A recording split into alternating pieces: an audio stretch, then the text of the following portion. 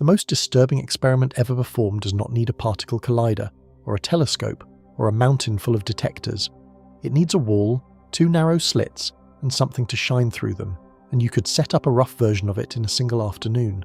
And yet that plain little arrangement quietly breaks one of the most basic beliefs you carry around without ever noticing you are holding it. The belief that the world is a fixed, finished thing that sits there whether or not anyone touches it, and that your own life is a road already laid down, just waiting for you to walk along it. Tonight we're going to take that experiment apart, one honest step at a time, with no mysticism and no shortcuts, until you can see for yourself what it says about where your future actually is before you reach it. Hold one question the whole way down, and try not to answer it too soon. Is tomorrow already there, or is it not yet? Get cozy, and let the noise of the day fall away. Subscribe if you have not, and stay with me, because what looks at first like a story about light turns, by the end, into a story about the shape of your own days. Let's dive in.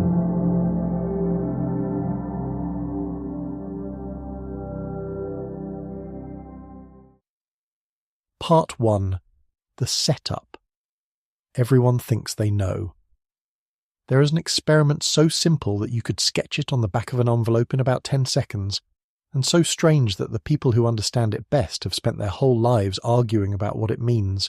You take a wall, you cut 2 narrow slits in it side by side, you shine something at that wall, and you watch where it lands on a screen behind. That is the entire setup. A child could build a rough version of it in an afternoon.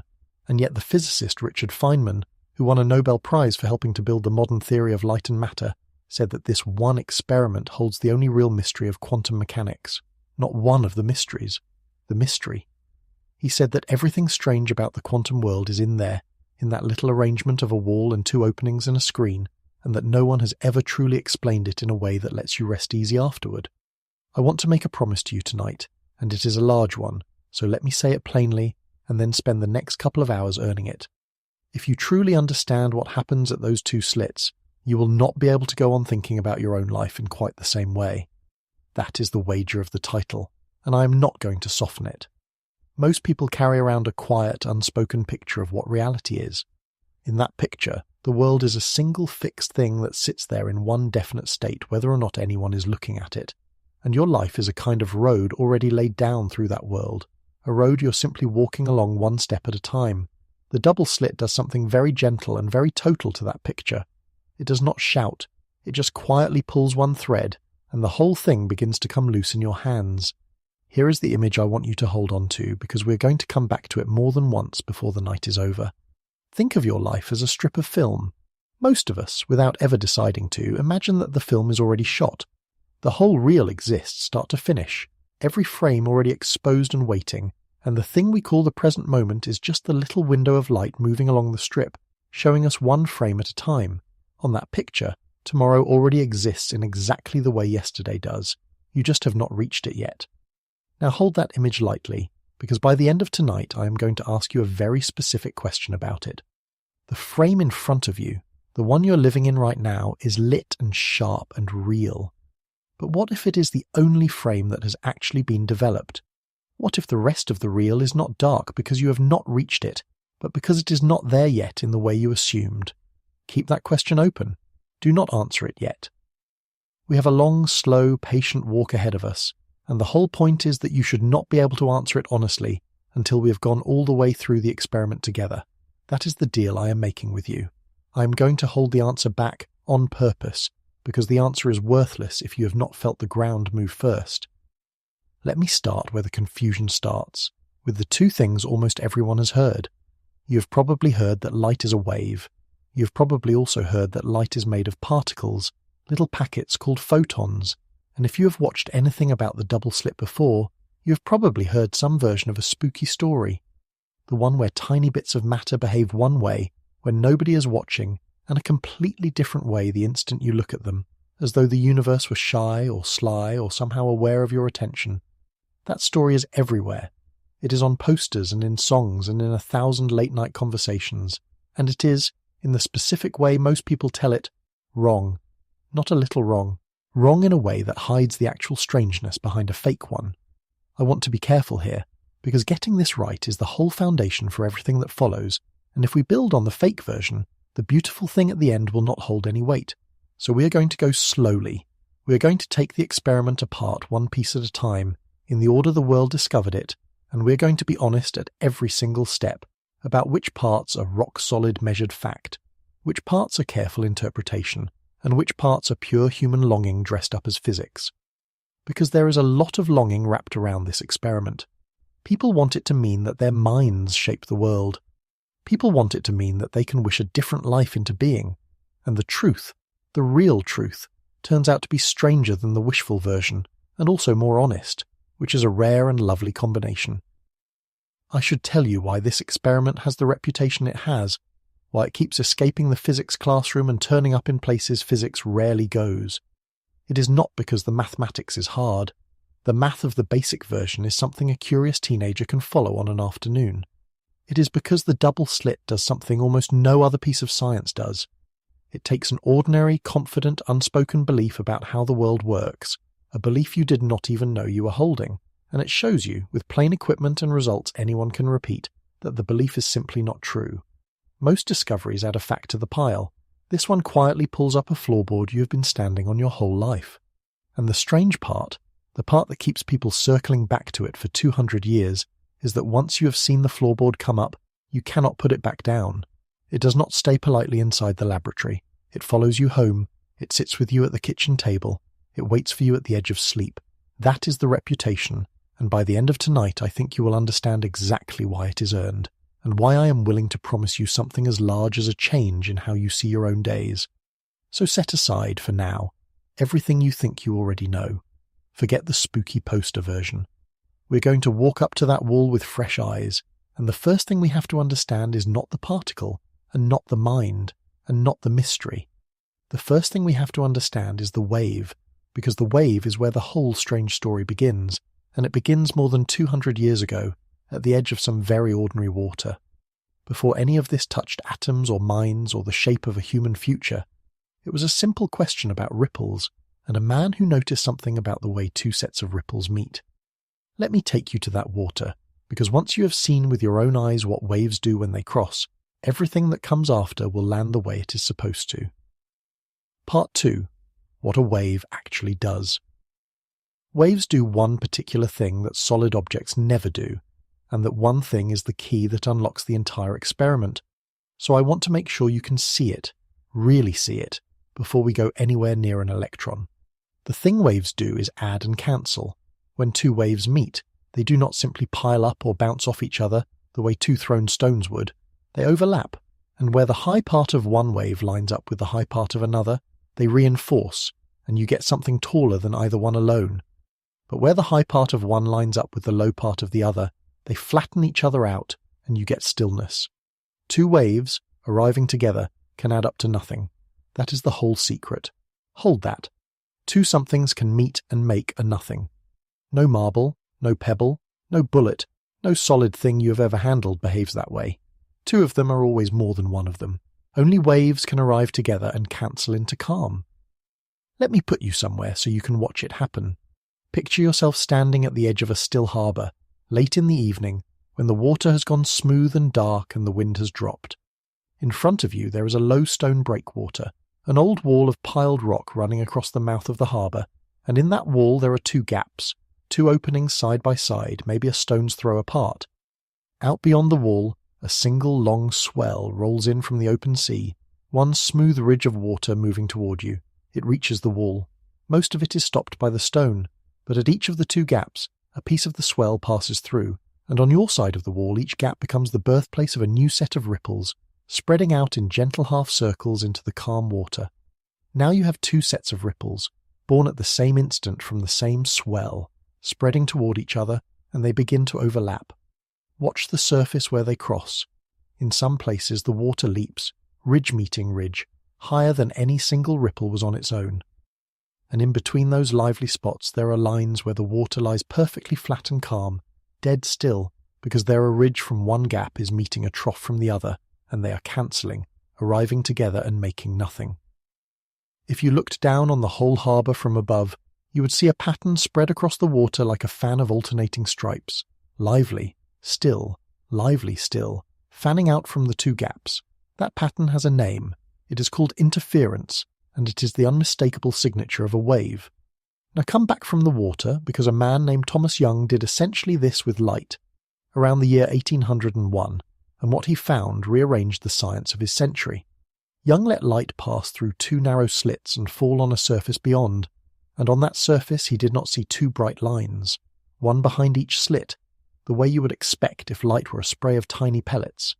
He saw a row of bright and dark bands, stripe after stripe, bright where the light waves from the two slits reinforced each other, dark where they cancelled. He saw the harbour pattern, painted in light, and there is only one honest way to read that pattern. Light, whatever else it is, does the thing that only waves do. It adds and it cancels. For about 100 years after Young, that settled the matter as far as most scientists were concerned. Light was a wave, full stop, and the striped pattern behind the two slits was the proof you could point to and say, "There, look, that is what a wave does and nothing else can do it." I want to sit in that certainty for a moment, because it is a comfortable place to stand, and its comfort matters for what comes next. The wave picture is clean. It makes sense. It has no spookiness in it at all. A wave is a spread-out, smooth, continuous thing, and when you send a spread-out thing through two openings, of course part of it goes through each, and of course the two parts meet and interfere on the far side. There is nothing to lose sleep over. If light were only ever a wave, the double slit would be a lovely classroom demonstration and nothing more, a nice way to measure the wavelength of a colour, and no one would ever have called it the only mystery in physics. For a full century it really did look that settled. The bands were there. The wave explained the bands. The books could be closed. It is worth pausing on how hard won even this much was, because it tells you something about how stubbornly the world hides its wave nature from us. For more than 100 years before Young, the reigning view, carried by the enormous authority of Isaac Newton, was that light was a stream of tiny particles, little corpuscles flying in straight lines, and that view was not foolish. Light does cast sharp shadows and travel in straight rays, which is exactly what you would expect from tiny bullets, and not at all obviously what you would expect from spreading waves. It took the striped pattern, the bands of light and dark that only adding and cancelling can produce, to force the change. The wave had to be dragged into view by an experiment built for the express purpose of revealing the one thing only a wave can do. I point this out because it is a pattern we are going to meet again tonight, at a far larger scale. The world shows one face in ordinary circumstances, the face that fits our intuitions, and only when we build a machine subtle enough to ask a sharper question does the other, stranger face come forward. Young built such a machine for light, and the truly unsettling chapter of the story began when people built one delicate enough to ask the very same question of a single particle, one at a time, and got back an answer that no stream of bullets and no ordinary wave could ever give.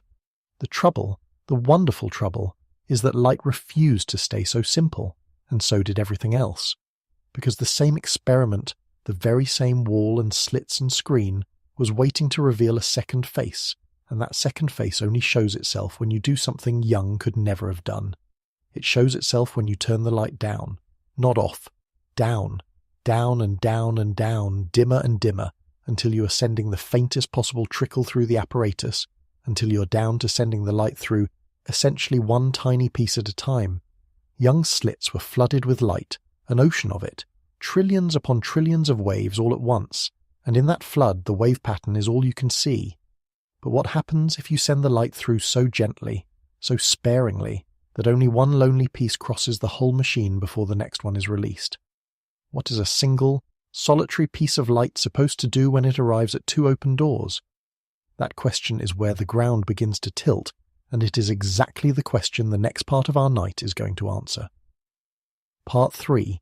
One at a time.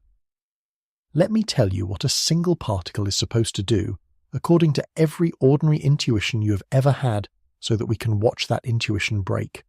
Imagine you're throwing tennis balls at a wall with two open windows in it. You're not aiming carefully, you're just throwing in the general direction of the windows. Ball after ball, some sail through the left window, some through the right, and each one that gets through lands somewhere on the ground behind the wall. If you threw thousands of balls and then walked around behind and looked at where they had all landed, you would find two piles. One pile roughly behind the left window, one pile roughly behind the right. That is what particles do. Each ball goes through one window or the other, lands in one spot, and the spots build up into two clumps that mirror the two openings. Simple, solid, sane. This is the picture that will betray us, so hold it clearly. Now, before we send anything through, we have to face a strange fact that was proposed in the 1920s by a French physicist named Louis de Broglie, and it is one of the most quietly radical ideas in the history of science. De Broglie suggested that the wave behavior we had found in light was not special to light at all. He proposed that every piece of matter, every electron, every atom, every object has a wave associated with it, a wavelength that belongs to it, tied to how fast it is moving and how much it weighs. For big, heavy, slow things like a tennis ball or a person or a planet, that wavelength is so unimaginably tiny, so much smaller than anything you could ever measure, that the wave nature is completely invisible and the thing behaves like a plain solid object, which is why you have never once seen a tennis ball interfere with itself. But for something as light as an electron, the wavelength is large enough to matter. Large enough, in fact, to show up in exactly the kind of experiment Young did. And that suggestion, that matter itself has a wave nature, was not just a clever guess. Within a few years it was confirmed in the laboratory. In the late 1920s, two researchers named Clinton Davison and Lester Germer bounced electrons off a crystal and found them spreading and bending in the telltale way that only waves do. Electrons, the little grains of matter that make up the outer shells of every atom in your body, were doing the harbour trick. So now we come to the heart of it, the single most important thing I will show you tonight on the physics side, and I need you to slow down with me and really feel it. We take our wall with two slits, and instead of a flood of light, we send electrons, and not a stream of them. One, a single electron launched alone, with the whole machine empty around it, nothing else inside for it to bump into or ride alongside. That one electron crosses the apparatus and strikes the screen, and when it lands like a particle. It makes a single tiny dot, a single point of impact, right there, one spot. Good. That is what a particle should do. It does not smear itself out into a stripe. It hits one place and makes one mark. So far the tennis ball picture is holding. We send another electron, another single dot somewhere else on the screen, another. Each one arrives alone, each one makes one small point of impact, and at first the dots look scattered, almost random, sprinkled across the screen with no obvious order. If you stopped after a dozen or two, you would shrug. Just specks here and there. But we do not stop. We keep going. We send thousands of these lonely electrons one at a time, each one released only after the last one has already landed, so that there is never more than a single electron inside the machine at any moment. There is nothing for an electron to interfere with. It is alone in there, and slowly, dot by patient dot, a pattern begins to surface on the screen. The scattered specks are not scattered after all. They are avoiding certain stripes entirely and crowding into others. Band, gap, band, gap. The bright and dark stripes of the harbour rise up out of thousands of individual solitary impacts. The interference pattern, the unmistakable signature of a wave built one indivisible particle at a time. This actually happened, and I want to be precise about it rather than dramatic, because the precision is more powerful than any drama I could add. Researchers really did run this, capturing it on film. In the 1970s, an Italian team, and then most famously a team led by Akira Tonomura in Japan, around the year 1989, recorded electrons arriving one by one and building the striped pattern up from nothing. You can watch the footage. It starts as a meaningless scatter of dots, and it turns, as you watch, into clean stripes. And here is the sentence that should stop you where you sit. Each electron went through the machine alone. There was no second electron for it to meet on the other side.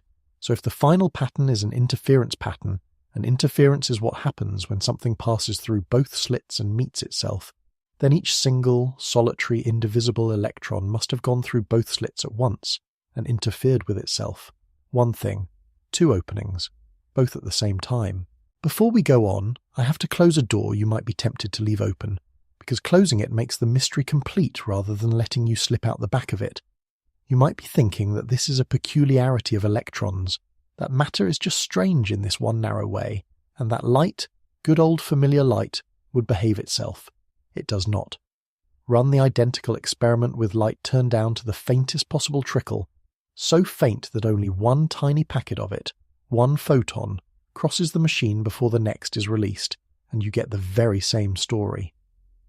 A physicist named Geoffrey Taylor did a version of this as early as 1909, using light so dim that a proper exposure took months, and the interference bands appeared anyway. Much later, once we had true single-photon sources, a French team led by Alain Aspect and his colleagues showed it cleanly in the 1980s. Send the photons one at a time, and each one lands as a single point of arrival, a single speck, and yet the specks pile up over thousands of lonely arrivals into the striped pattern. Light does exactly what the electron does. Each photon, alone, samples both paths and interferes with itself, and then arrives as one countable dot. This closes the trap because now there is nowhere left to hide. It is not that matter is strange and light is normal, or the other way around. Matter and light, the two things the whole physical world is built out of, behave in precisely the same way in this experiment. Both arrive as single, countable, particle-like dots. Both travel, when unmeasured, as spread-out waves of possibility that pass through both openings at once. The word particle and the word wave are not naming two different kinds of thing, one for matter and one for light. They are naming two behaviors that every basic piece of reality shows, depending only on what you do to it. There is one kind of thing in the universe, at bottom, and it is neither a tiny ball nor a ripple, but something that has no honest everyday name, something that can act like either depending on the question you put to it. You are built out of it. The light you're listening or reading by is made of it, and it does not, at the root, move through the world the way anything in your ordinary experience moves. I said hold on to the tennis balls, and now you can feel them slipping. A tennis ball goes through one window. It cannot go through both. It is one solid object in one place. But the electron, which also arrives as one solid dot in one place, somehow crosses the wall as though it were spread out like a wave, sampling both paths, and only becomes a single located dot at the moment it strikes the screen. Between leaving the source and hitting the screen, it was not travelling as a tidy little ball down one road. It was doing something for which our everyday language simply has no honest word, something that only shows up in the pattern after thousands of them have landed. And here is the part that should reach all the way down into you and sit there quietly. This is not some exotic material dreamed up in a laboratory. This is the electron. This is one of the three particles that make up every atom in your hands, your eyes, the chair you're sitting in, the brain that is trying to picture all of this right now. The stuff you're made of does not travel through the world the way you assume it does. And if the ground feels a little less solid under you than it did 10 minutes ago, that is not a trick of my telling. That is the experiment. We have only just begun to open it, and already the simplest question is waiting. What happens if we try to catch the electron in the act? What happens if we simply watch which slit it goes through? Hold that question, because the answer is where the real strangeness and the real beauty begins.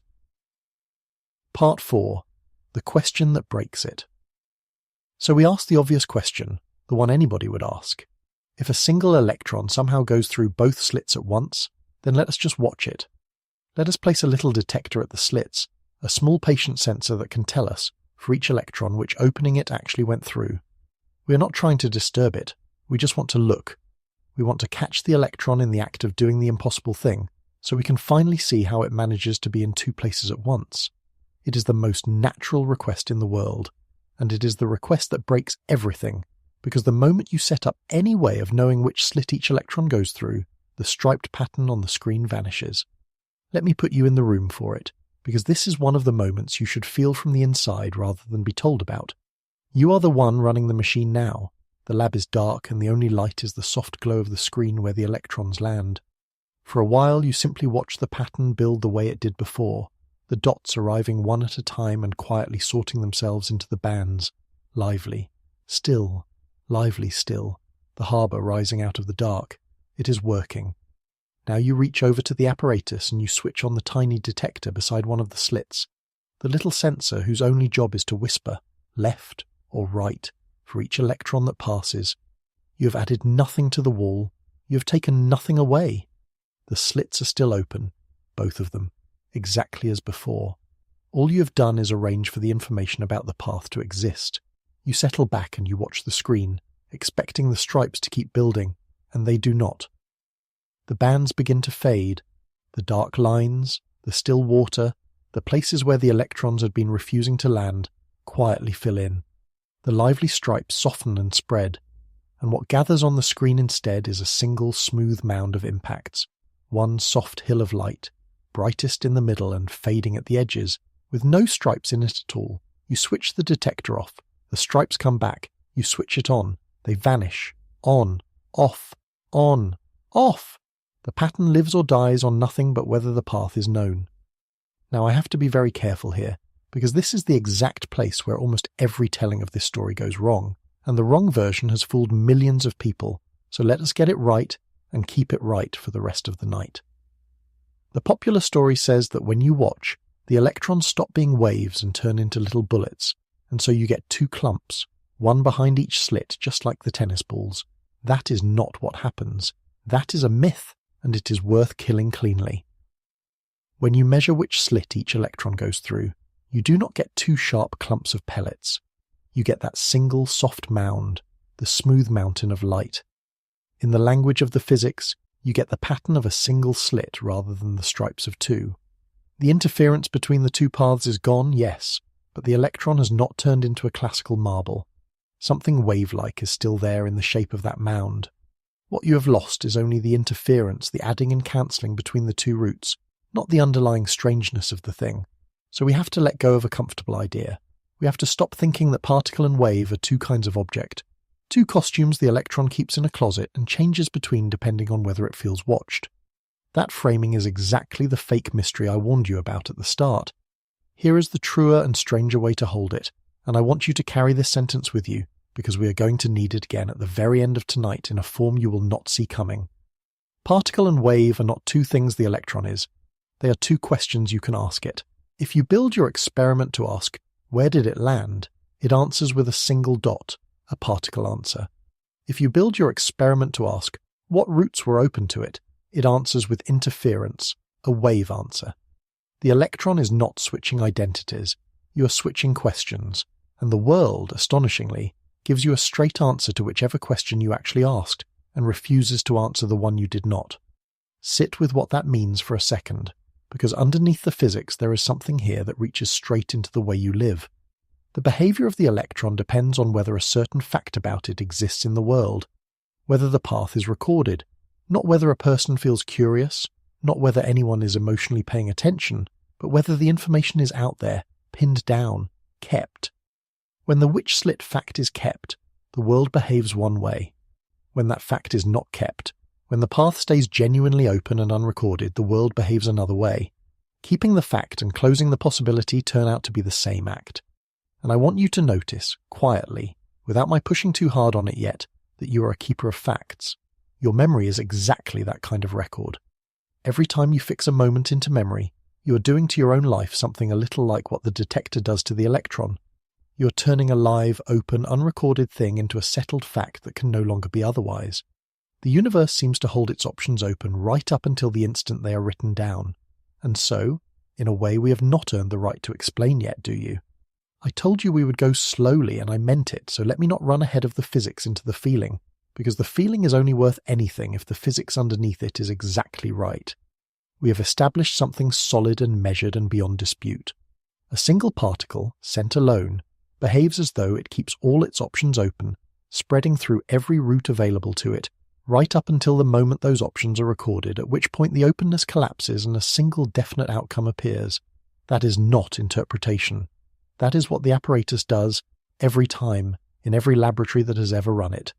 The interpretation, the argument about what it means, comes later, and it is a genuine argument that we will get to. But the fact itself is a rock. There is a refinement here that makes the strangeness sharper rather than softer, and it is worth a moment, because it kills the last hope of the two costumes picture. You might imagine the electron makes a hard either-or choice.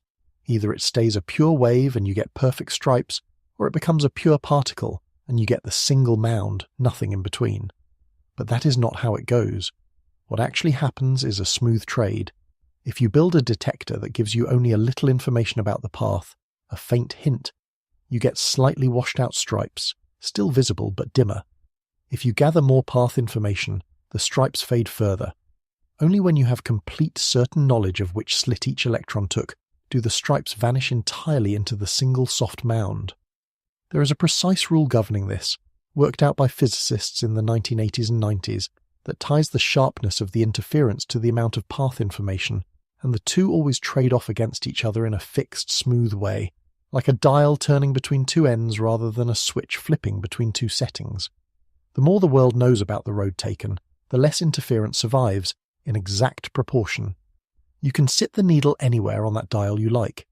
I find this the single most clarifying fact in the whole experiment, because it tells you the electron is never choosing an identity at all. There is no instant where it decides to be a wave or a particle. There is only how much of its path has been recorded in the world, and the pattern slides smoothly to match. Wave behavior and particle behavior are not two states the thing flips between. They are the two ends of one continuous dial, and where the needle rests is set entirely by how much information about the path exists out in the world. Keep that dial in the back of your mind. It is going to matter enormously later tonight, when we stop talking about electrons and start talking about how much of your own life has already been written down, and how much of it is still, right now, unrecorded and open. And the rock leads immediately to a question we have been circling without naming. If the electron is spread across its options before it is measured, spread out like something wave-like, then what exactly is doing the spreading? When we say the electron goes through both slits, what is the both slits thing that is travelling? It is not the electron's little body, because the electron always arrives whole, in one dot, never in two half dots. So there is something else, something that is genuinely spread out and genuinely able to interfere with itself, something that carries the electron's options, and it is not made of ordinary stuff. Physicists have a name for it, and understanding what it is, and just as importantly what it is not, is the next step down into this. Because the thing that waves is not water and not the electron itself. The thing that waves is possibility, and I mean that far more literally than it sounds. Let me show you. Part 5. What is actually waving? The thing that spreads through both slits has a name. It is called the wave function, and it was written down in its enduring form by an Austrian physicist named Erwin Schrödinger in the middle of the 1920s. And I want to tell you straight away what is odd about it, because the oddness is the whole point, and glossing over it would cheat you. The wave function is not a wave in any material you could touch. It is not made of water or air or light or any substance at all. It is a wave of possibility. It is a mathematical object that carries, for every place the electron could possibly be found, and every path it could possibly take, a kind of weight, a measure of how much that possibility contributes to the whole. And this abstract wave of weighted possibilities is a real, physical, spreading thing, real enough to pass through two slits and cancel itself along certain lines and reinforce itself along others, real enough to paint the striped pattern on the screen. The possibilities themselves are doing the interfering. Now, how do you get from a spread-out wave of possibility to a single hard dot on a screen? That bridge was built by a physicist named Max Born in that same fertile year in the middle of the 1920s, and it earned him a Nobel Prize, and it is one of the strangest rules in all of science, even though we state it in one sentence. Born's rule says, take the wave function's size at any given place, the height of the possibility wave there, and square it, and that number tells you the probability of actually finding the particle at that place when you look. Where the possibility wave is tall, the electron is likely to land. Where the two paths possibility waves have cancelled and the wave is flat, the electron almost never lands. The dark stripes on the screen are not places the electron is forbidden to go by any wall or barrier. They are places where possibility cancelled possibility, where the weight for arriving there added up to nothing. The bright stripes are where possibility reinforced. The whole striped pattern is a map of probability, made visible by letting thousands of single electrons each take their one chance. I want to give you an image to hold for this, because we are going to return to it near the end of the night with a great deal more weight on it than it can carry right now. Picture a hand of possibilities spread open like a fan. Before the electron is measured, its future is not one thread. It is a whole fan of possible arrivals, every blade of the fan a place it might land, each blade weighted, some fat with likelihood, some thin and faint, all of them present at once, all of them real contributors to what is about to happen. And measuring the electron, letting it strike the screen, is the act of pulling exactly one thread out of that fan and making it the only one. The other blades do not get a quieter existence. They vanish from the accounting the instant one is chosen, one thread pulled from a fan of possibilities, and the fan is gone, and all that remains is the single thread, the single dot, the one thing that happened. Hold that picture. One thread pulled from a fan, we will need it. Here is what makes this genuinely profound rather than merely surprising, and I want to separate it carefully from a lazier idea it is often confused with. When I say the electron's position is a spread of possibilities before you measure it, I do not mean simply that we are ignorant, that the electron really is in one definite place, and we just have not found out which. That would be ordinary. That is like a playing card lying face down. The card already is the 7 of hearts, you just do not know it yet, and your uncertainty is only about your own knowledge, not about the card. The wave function is not like that. We know it is not like that, and we know it because of the interference. If the electron had really gone through one definite slit all along, and we were merely ignorant of which, there would be nothing to interfere and no stripes. The stripes only exist because both possibilities were genuinely present and genuinely able to affect each other. The spread is not in your head, it is in the world. The possibility is physical. That is the thing that is almost impossible to hold in an ordinary human mind, and it is not a failure of your mind. It is the actual content of the discovery. Reality, at its base, deals in weighted possibility, not in hidden certainty. There is a seam in this account, and honest physics has never hidden it, so I will not hide it from you either. The wave function spreads and evolves in a perfectly smooth, predictable, lawful way, described by Schrödinger's equation, rolling forward like the swell coming into the harbour, as long as nobody measures it. And then, at the instant of measurement, a single definite outcome appears, one dot, chosen with the odds Born's rule sets, and the smooth spread of possibility is suddenly replaced by one hard fact. The smooth part we understand exquisitely well. The sudden part, the jump from a spread of possibility to a single outcome, we do not understand at all. There is no accepted account of how or why that jump happens, or even whether jump is the right word for it. Physicists call this the measurement problem, and it is not a small technical gap that somebody will patch next spring. It has been sitting open, unresolved, at the very centre of our most successful theory of the world for about 100 years.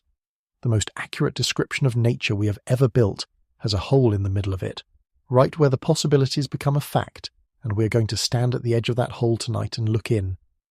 Let me dwell on this a little longer, because it is the hinge the entire second half of tonight swings on, and it is the single hardest thing to hold in an ordinary mind. When I say the electron's position before measurement is a spread of possibility, everything in you wants to translate that into something comfortable.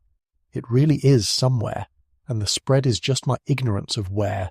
Resist that translation with everything you have, because the experiment forbids it. If the electron had genuinely gone through one slit, a real definite fact you simply had not learned yet, then there would be nothing for it to interfere with, and the stripes could not exist. The stripes do exist. Therefore both possibilities were genuinely physically present, contributing together, adding and cancelling. The spread is not a statement about what you know, it is a statement about what is.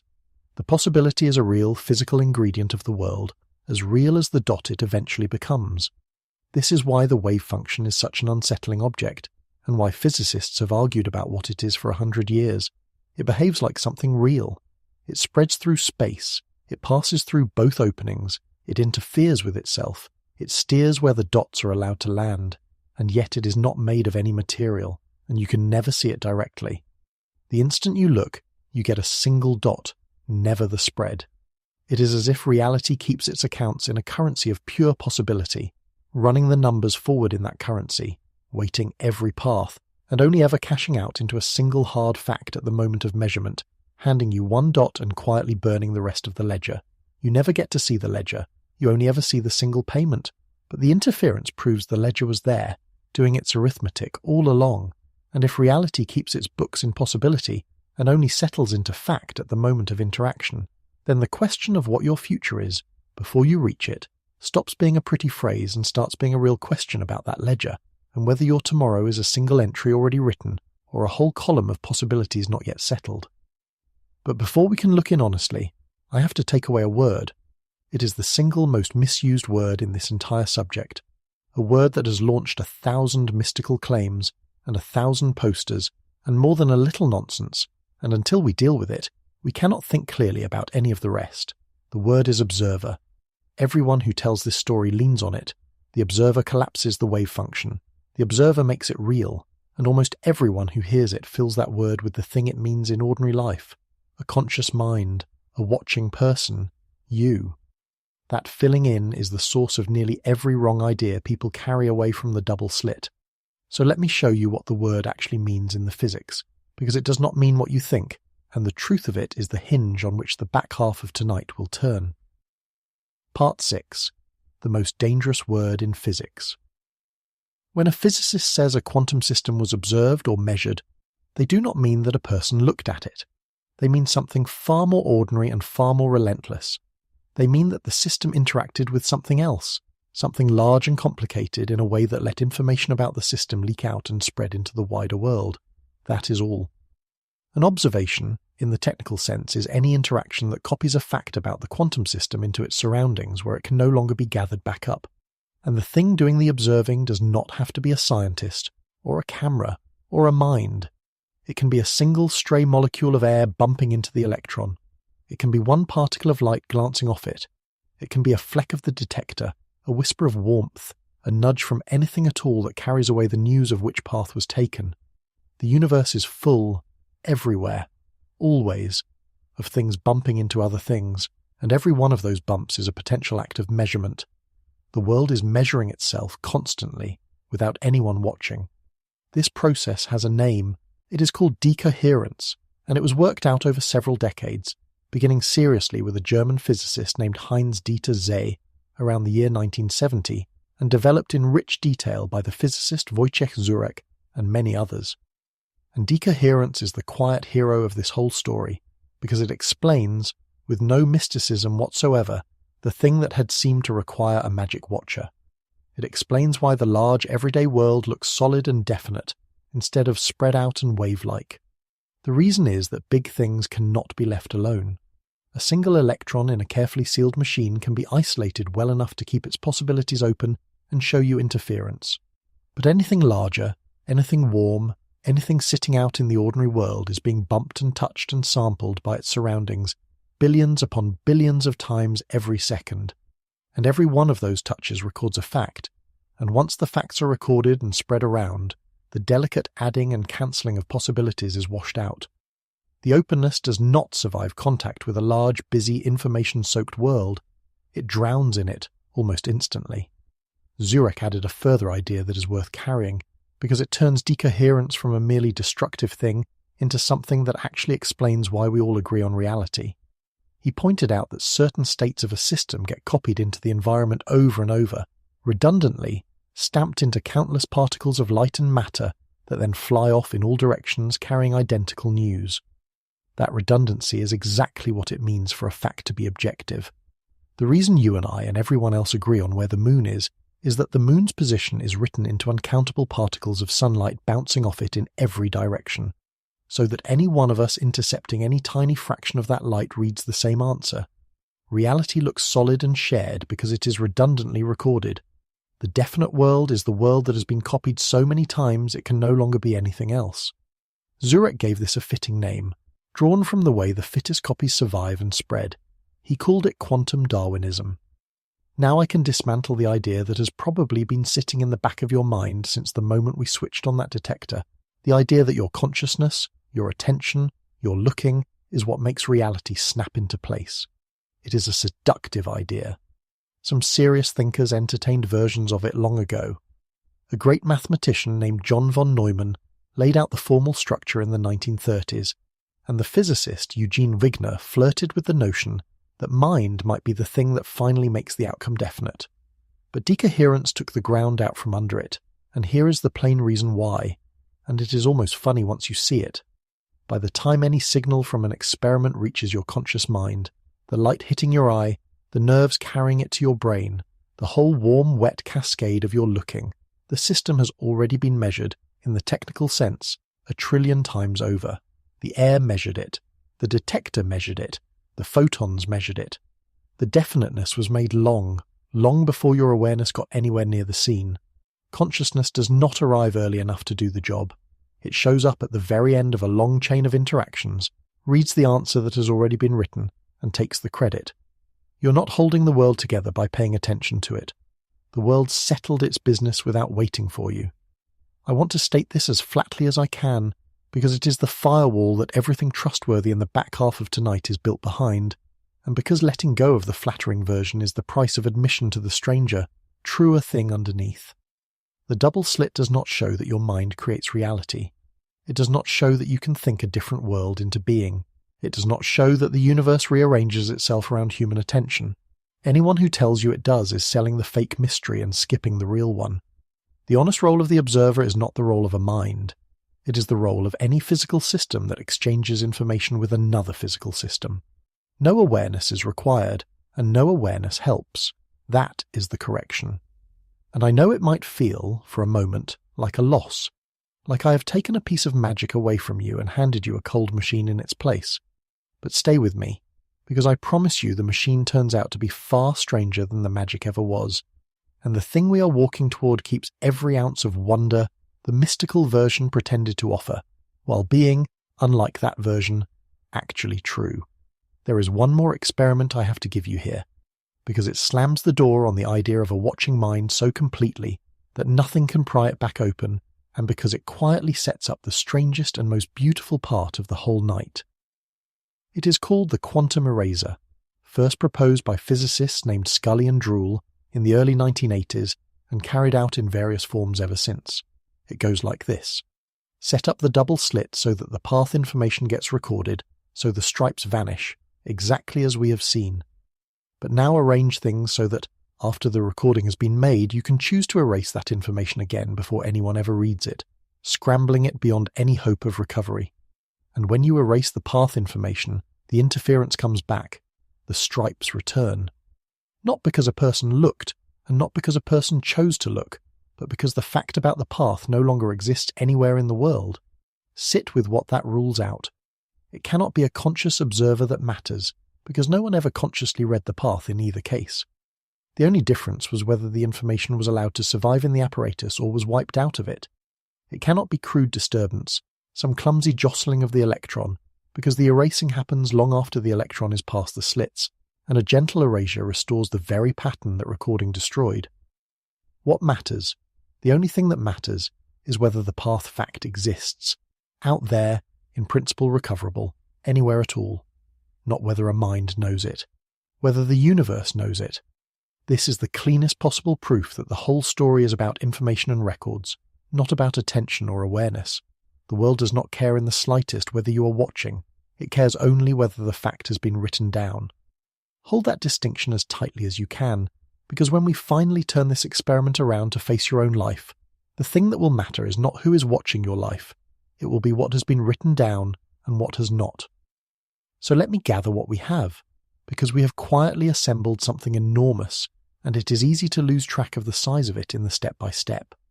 We know that a single particle, left unmeasured, keeps all of its options genuinely open, spread as a physical wave of possibility. We know that this openness is real and not mere ignorance, because the possibilities interfere. We know that a definite outcome appears only when the system is measured, and we know that measurement means any interaction that records and spreads the fact into the wider world, no mind involved. And we know that the large everyday world looks solid precisely because it is being measured relentlessly, decohered into definiteness billions of times a second, its facts stamped redundantly across everything. Each of these is solid, measured, uncontroversial physics, and every one of them, I'm about to show you, points a quiet finger straight at your own life, and at the picture of the film reel we hung on the wall at the very beginning. We have been talking about electrons. It is time to turn the whole apparatus around and point it at you. But first, let us stop and put every piece we have gathered onto the table at once, so that when we make the turn, we make it with our eyes open. Part 7. Let's put the pieces together.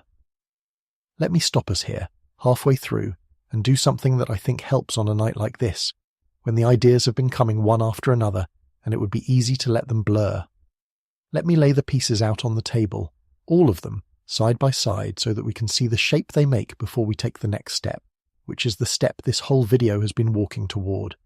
If you have been drifting a little, that is fine. this is the place to come back. And if you are wide awake, this is where the picture snaps into focus. Here is the first piece.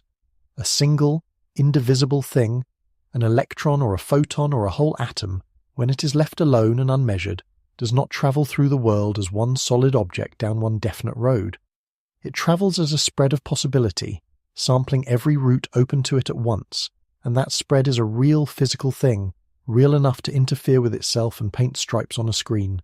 That is the first piece, and it is measured fact. Here is the second piece.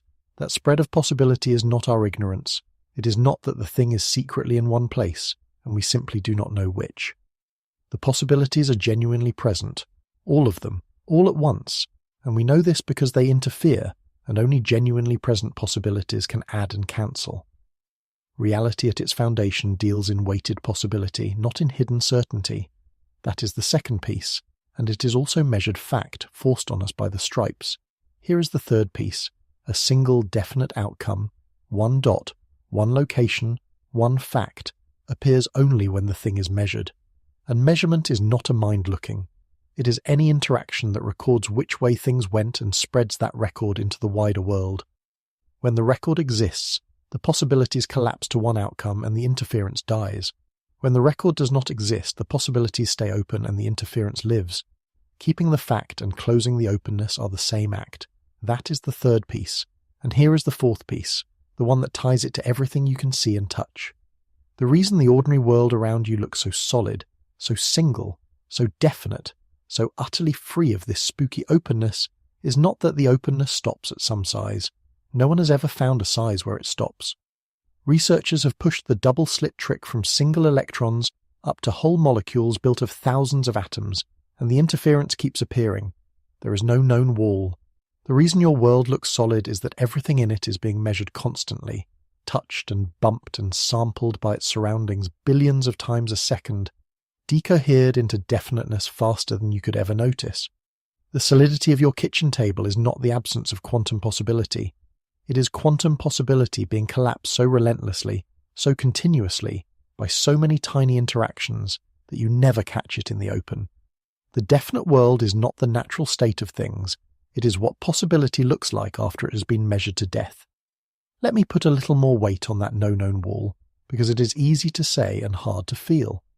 When physicists first showed single electrons interfering, a skeptic could shrug and say, well, an electron is almost nothing. Of course it is strange.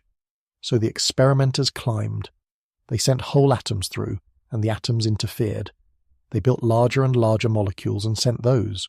By the end of the 1990s, a team was firing whole soccer ball-shaped molecules of 60 carbon atoms, the ones nicknamed buckyballs, through the apparatus, objects large enough to have a temperature, to glow faintly with their own warmth, to be in every ordinary sense little things rather than fundamental specks, and the buckyballs interfered too, passing through both slits at once and building the striped pattern dot by dot.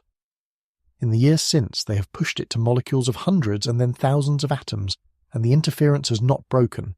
Every time someone predicts that here, finally, at this size, the quantum openness simply must stop. The experiment answers no, not here either, and climbs on. No one has ever found a line where a thing becomes too big to keep its options open. The only thing that ever shuts the trick down is not size as such. It is contact, the sheer impossibility of keeping a large warm object isolated from the constant measuring touch of its surroundings. Leave a thing alone well enough, and it stays open, whatever its size. And that is the quiet, enormous implication we walk right past. The wall between the strange quantum world and your solid everyday one may not exist at all. There may be no border in there, only a difference in how relentlessly a thing is being measured. There is a version of this experiment that sharpens the third piece to a fine point, and I want to give it to you before we make the turn, because it will matter more than it looks like it should.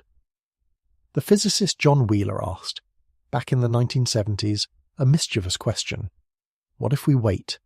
What if we do not decide whether to record the electron's path until after it has already passed the slits, until it is almost at the screen?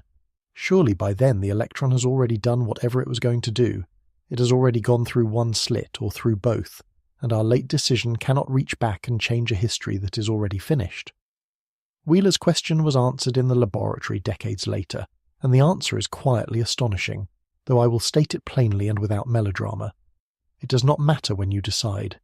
If you arrange to know the path, even choosing at the last possible instant, you get no interference. If you arrange not to know it, you get interference. The outcome always matches the question you actually end up asking, even when you ask it after the particle has supposedly already committed to its route. The honest reading of this is not that the future reaches back and rewrites the past, and I want to firewall that misreading right now, because it is a popular one and it is wrong. Nothing travels backward in time, no signal is sent, no past event is altered, no message goes to yesterday. The correct and stranger lesson is this: you cannot assign the electron a definite history, a real "this is what it did," before the measurement is complete. There is no fact of the matter about which slit it took sitting there finished and waiting that your late choice could contradict. The history simply is not written until the record is, and that is the piece I want standing in the front of your mind as we turn the whole apparatus around. A definite past is not something reality carries automatically, in advance, all on its own. A definite past is something that gets made at the moment of measurement when the fact is finally recorded and spread into the world. Hold that. It is about to change what you think the word yesterday means. Now hold all 4 of those pieces in your mind at once, because I am going to do the thing this whole night has been building toward. I am going to turn the apparatus around. Everything we have said about electrons and photons and atoms, small isolated things in careful machines. But you are not standing outside this experiment looking in. You are made of the very stuff it studies. You are a structure built entirely out of these particles that keep their options open until they are measured. And your life, the thing you are living right now, the string of days you have already lived and the days you have not yet reached, is also a story about possibilities and outcomes, about openness and the moment openness becomes fact. So the question that has been waiting behind the title since the first minute can finally be asked in full, and I want to ask it, and then deliberately not answer it, because we are not ready, because the honest answer needs the second half of this night to be worth anything. Here is the question. Your future, the part of your life you have not yet reached, the choices you have not yet made. Is it already there, already one fixed, definite thing, a frame of film already shot and simply waiting for you to arrive at it? Or is it, like the electron before it lands, a genuine spread of open possibility, a fan of paths that has not yet been narrowed to one, that will only become a single definite history as you live it? And if it is the second, if the future is genuinely open, in the way the electron's landing spot is open, then what exactly is a choice? What are you doing at the moment you decide when you take one road out of the several that were truly available and leave the others behind? Are you, in the only sense a human being can be, measuring your own life? Hold the question. Do not let anyone, including me, answer it too quickly. Because the tempting answer, the one that comes rushing in the instant you feel the parallel, is not quite right. And the not quite rightness of it is the most important thing I have to show you tonight. Let me give that tempting answer its full due first, in all its beauty, before we test whether it can bear our weight. Part 8. The Tempting Leap. Here is the idea in its most beautiful form, and I'm going to give it to you with everything it has, because it deserves that, and because you cannot honestly test an idea you have refused to feel. The idea is this: your life is a wave function, not a metaphor for one. At every moment, spread out in front of you, is a fan of possible continuations, every path your life could take from here, each one weighted, some thick with likelihood and some thin and improbable, all of them genuinely present, coexisting, real, the way the electron's 2 paths coexist before it lands. And a choice, a real decision, is the act of measurement. When you choose, you reach into that fan of possibility, and you pull one thread out and make it actual, and the other paths, the lives you did not choose, fall silent, collapse out of the reckoning, become the roads not taken. On this picture, you are not walking down a road already built. You are building the road with every step collapsing an open future into a settled past one choice at a time, and the person you are is nothing but the particular thread you have pulled, again and again, out of the fan of everyone you could have become. Let me put you inside it, because this idea lives or dies on whether you can feel it in an ordinary moment of your own life, rather than in a laboratory. It is early, and you're standing in a doorway and you have not decided yet. There is a message on your phone, written but not sent, And in this moment, before your thumb moves, both things are true at once.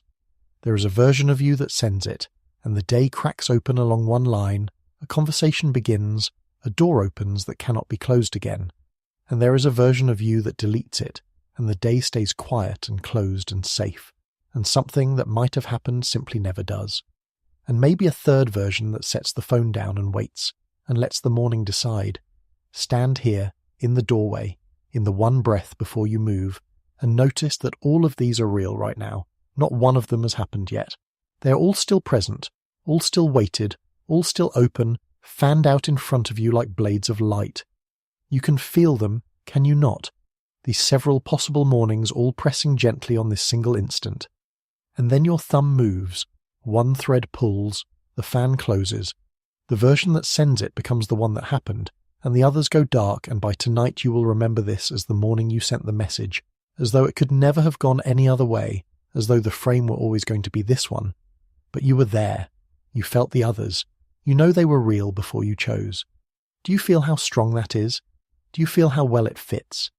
Every word of it maps onto something we established with the electron, the genuine coexistence of possibilities before the decisive moment. The way choosing feels like reaching into a spread and pulling out a single strand. The way the unchosen paths do not linger as ghosts but simply vanish from the accounting, leaving one clean history behind. The way that history, once settled, looks in memory as if it were always the only option. The stripes on the screen forgetting they were ever a fan. It is one of the most emotionally satisfying ideas a person can encounter, because it takes the coldest, most abstract physics ever discovered, and it hands it back to you warm, as a story about your own mornings, your own doorways, your own unsent messages. It says the openness you feel at the moment of a hard choice is not an illusion of your limited knowledge. It is real. It says the future genuinely is a fan and not a film strip. It says you are the measurement that turns one into the other. Let me draw out the part of this that reaches people most, the part about the roads not taken, because it is where the idea gets its grip on the heart. In the experiment, when the electron lands and one possibility becomes real, the other possibilities do not go on quietly existing somewhere off to the side. They vanish from the accounting entirely. They were real contributors right up until the instant of measurement, genuinely shaping the odds, genuinely present, and then, the moment one is chosen, the rest are simply gone, as though they had never been weighed at all. And the tempting leap says your life is the same. Every road you did not take, every person you did not become, every morning that went the other way, all of them were real possibilities, weighted, present, pressing on the moment, right up until you chose, and then they were gone, leaving one clean history behind that looks, in the rear view, as though it were the only one that could ever have been. There is a particular grief and a particular relief bound together in that idea, and I think the mixture is exactly why it moves people so much. The grief is for the vanished roads, the lives you will never live, the versions of you the choosing quietly erased. Anyone who has made a large, irreversible decision knows that feeling, the sense of standing at the fork and watching whole possible selves wink out as you commit to one path. And the relief is the flip side of the very same coin, that those roads really were open, that the choice was real, that you are not simply reading lines off a script written before you were born. The tempting leap tells you both of these feelings are true and grounded in the most fundamental physics we have. It tells you the ache of the road not taken is not mere sentiment. It is the felt memory of a possibility that was genuinely real and genuinely lost. And it tells you the freedom you felt at the fork was not an illusion. It was the openness of a fan that had not yet closed. That is a powerful thing to hand a person. It says the two most human feelings about a hard choice, the grief and the freedom, are both written into the structure of reality itself. And this exact idea, in roughly this form, is what a great many people take away from the double slit. And it is why the experiment has become almost a spiritual object, quoted in 1,000 places that have nothing to do with physics. People feel the parallel and they run with it, all the way, and they end up believing that their choices are quantum measurements, that their minds are collapsing wave functions, that they are, in the most literal sense, willing one reality out of many into being. And I understand the pull completely. I feel it myself. It is gorgeous, and it is hopeful, and it makes the universe feel like it is on the side of human freedom. But I made you a promise at the very beginning of this night. I promised we would be honest at every step about which parts are measured fact, which parts are careful interpretation, and which parts are human longing dressed up as physics. And I have to keep that promise now, at the exact moment it is hardest to keep, right when the beautiful idea is at its most beautiful. Because if I let you walk out of here believing the tempting version whole, I will have told you the fake mystery and hidden the real one, and the real one is better. So I have to take the beautiful idea and hold it up to the cold light and show you precisely where it is true and precisely where it breaks, because it does break, and the place where it breaks is not the end of the wonder. It is the doorway to a richer and stranger and more trustworthy version of the very same hope. Let me show you what is wrong with the tempting leap, and then let me show you what survives. Part 9. Why the leap doesn't literally reach. Here is the hard truth, said plainly, and then I will spend the rest of this part softening it into something you can actually hold, because the plain version sounds colder than the real situation is. You're not, in any literal physical sense, in a quantum superposition of possible lives. Your brain is not a wave function spread across the futures where you sent the message and the futures where you did not. Your choices are not quantum measurements in the technical sense that the detector at the slit is a measurement. The direct literal reading of the tempting leap, the one that says your mind is collapsing your reality out of a genuine quantum spread, is not supported by the physics. And the reason it fails is the very thing we spent a whole part of tonight building, the quiet hero of this story. The reason is decoherence. Remember what decoherence does.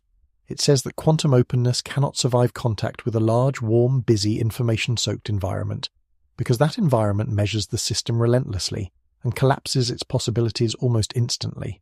And now ask yourself what a human brain is.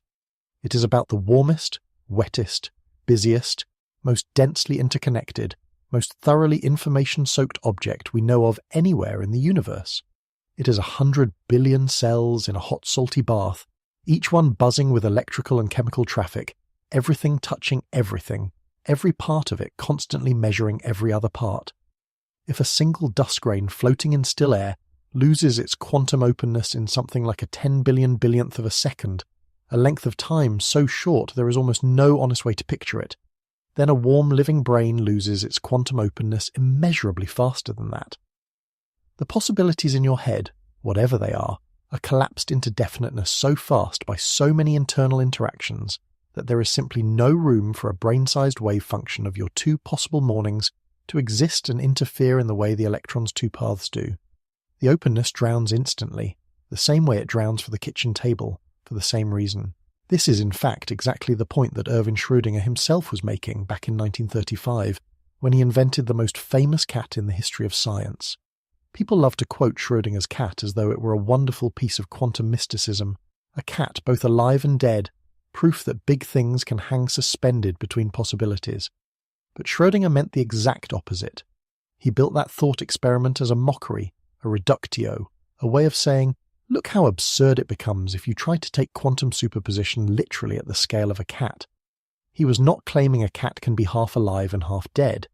He was pointing at the gap between the tiny quantum world where superposition is real and the large everyday world where it never appears, and asking why the theory did not explain the boundary.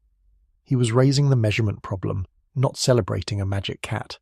The cat was a warning sign, and for 90 years people have been reading the warning sign as a welcome mat. So let me be the honest friend here and do the thing I promised, which is to refuse the mysticism on your behalf, gently but completely. When someone tells you that quantum physics proves you manifest your own reality, that your intentions reshape the world, that your consciousness is collapsing the universe into the life you focus on, they are taking the tempting leap and pretending it landed. It did not land. The physics does not carry your mind up to the level where it could push possibilities around, like the detector pushes the electrons. Your thoughts are not measurements in that sense. You cannot wish a path into being, and you cannot by attention alone select which future arrives.